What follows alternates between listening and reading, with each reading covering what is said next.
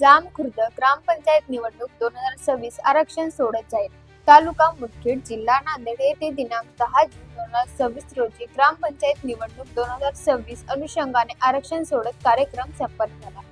कार्यक्रमात श्री LR गिरी, कार्यालय अधिकारी नगरपालिका मुदखेड, सौ लता शिवाजीराव चिंचकर, ग्रामविकास अधिकारी जामखुर्द, श्री MS कांबळे, ग्राम महसूल अधिकारी जामखुर्द, पोलीस पाटील, माजी सरपंच, ग्रामपंचायत पदाधिकारी तसेच गावातील प्रतिष्ठित नागरिक उपस्थित होते.